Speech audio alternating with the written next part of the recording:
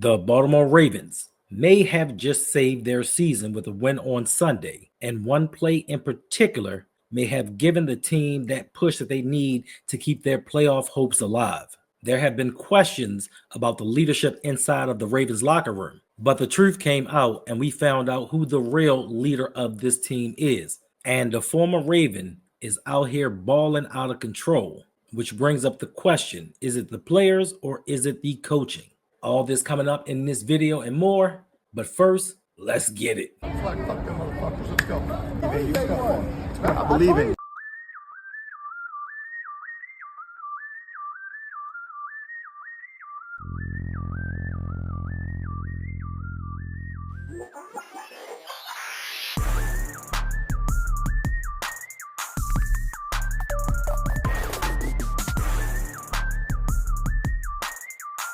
Okay, here we are, week 9 of the NFL season, and the Ravens just came off of their second win.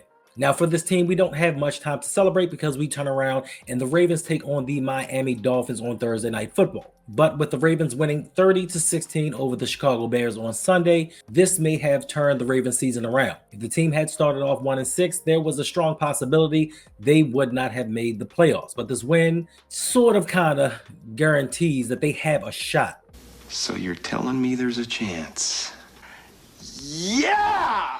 The Ravens, for their next 5 games, have 5 opponents who are all under 500. So this gives the Ravens an opportunity. It gives them a chance to get over 500. If everything goes the way it is supposed to, this team can jump right back into the playoff hunt, especially with this weekend with each and every AFC North team losing their games except for the Baltimore Ravens. There is a lot of optimism and a lot of hope going around this organization. Things have changed online. If you go to Twitter, if you go to these websites, the narrative for the Baltimore Ravens have dramatically changed. People are now jumping back onto the bandwagon, thinking that this team can go on a run and actually win the AFC North. And with the Pittsburgh Steelers reeling right now with the harder portion of their schedule coming up, they could possibly go on a losing streak. And the Ravens still have 2 games to play against our division rivals. So everything is up in the air right now. Anything is possible at this point. We look at the next 5 games. Next up, the Ravens take on the Miami Dolphins. This may not be as easy of a game as we thought it was. It's coming on a short week,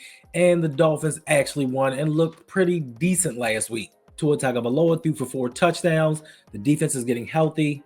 This game is definitely not going to be a cakewalk. I remember back in 2007, where the Ravens were trying to do their thing, went into week 17 versus a winless Miami Dolphins team, and unfortunately this happened. Billick is sucking on a lemon. Cleo Lemon, here he comes.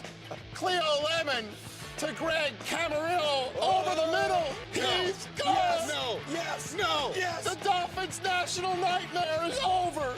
So I know I'll talk a lot of cash money-ish, but all in all, this is the NFL where week in and week out teams can win, especially in 2025, when this season just seems to be the craziest season that I've seen in the last 30 years. Teams that we think are good, that are dominant, are losing. Teams that we think are bums are going out here and beating contenders. So I'm not going to look past this game and think that the Ravens can win it. Then the Ravens take on the Minnesota Vikings. Yes, they are struggling. Yes, Carson Wentz is out. That may be a good thing for the Vikings, but they still have that defense. And some of their starters and some of their stars are starting to get healthy. If you watch the Vikings play and you watch these games, they have a dominant defense.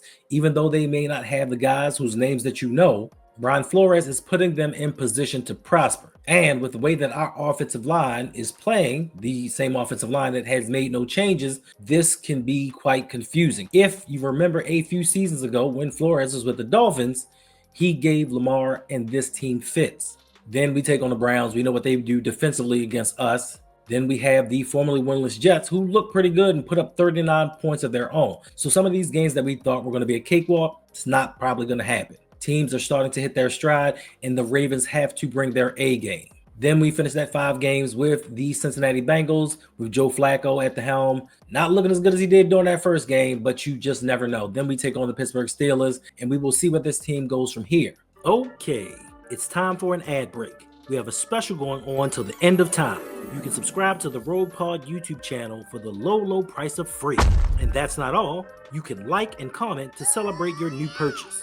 It helps YouTube and the algorithm know that you enjoy that new channel smell. So hit that button and join today.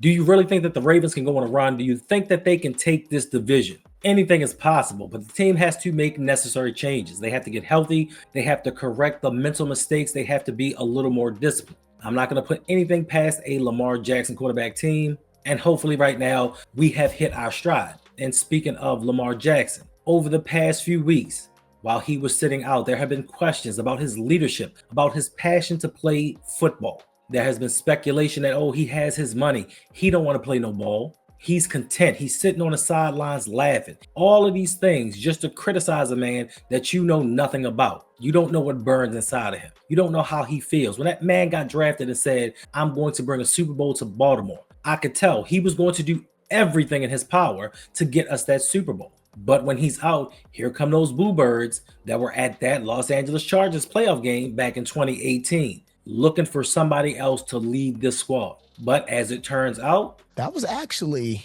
a player change, believe it or not, by somebody. I don't know if they put that out there, but yeah, so fun locker room to a not as fun. Talk to your locker mate, fun. When it comes to Entertainmentgate, Lamar Jackson was the spearhead of this. First, it was speculated that John Harbaugh took all of the entertainment equipment out of the locker room, but then it turns out none of that was true. Then it was said that the leaders of the Ravens were the ones who got together and collectively decided we don't need this. But in reality, when Marlon Humphrey broke the news and said it was all Lamar Jackson, and they asked him, hey, did you take this stuff out? And he told them, yeah. I had equipment guy told him to take all the games, ping pong, turn the TVs off. If we could have took the TVs out, it would have been out too, but we needed to take away any kind of distraction and get back to winning. I know these guys are professionals, they're adults, they want it, but let's take out anything that keeps us and keeps our focus away from football. And who does that? A leader does that. He didn't go out here saying it was me, look at me, I did this. He quietly went about his business, made what he thought was the best decision for the team, and went about his business. But everybody wants to talk about what they see on film. They don't know what happens behind closed doors. And if you don't believe it now, you can see that Lamar Jackson is truly a leader of men. He said before the season began, normally I just do it with my play. I know I have to become a more vocal leader. I have to exude that confidence and let the team know I'm here. Follow me, get on my back, and I'll take you where we need to go. And I'd be damned if this news didn't come at the perfect time, because as of yesterday and today, Lamar Jackson was a full participant in practice. And no, you know me, I would not lie to you. They can't put anything on the internet that isn't true. Where'd you hear that? The internet. Not making anything up. He wasn't with the scout team. He didn't come in for a play or two. He was a full participant, which means he should play Thursday night versus the Miami Dolphins. So now we have a more focused Lamar taking control of this team. We've gotten back to our winning ways, and we have an extremely soft schedule coming up. So the Ravens could possibly go on a run. I'm not sure if we really want this to happen, if we really want them to make the playoffs, unless this defense takes a turn. And they had a better showing versus the Rams. They had a better showing versus the Chicago Bears. But there are still a lot of things that this team can clean up. And the one thing that I think needs to be cleaned up the most is the defensive coordinator putting players in position to succeed. I think that is one of the ills that has hurt this team for over a season. And if we look at that Chicago game early on, if it weren't for some mistakes from the Bears, this game might have gone a lot differently. But there was one play in particular that turned the tide, and that was the Nate Wiggins interception.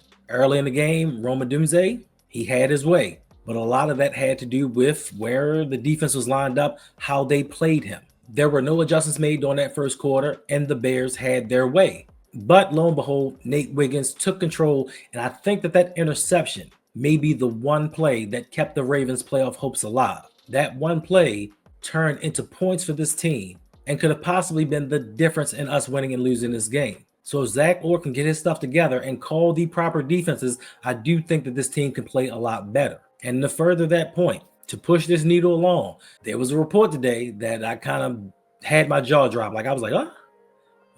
Him? Really?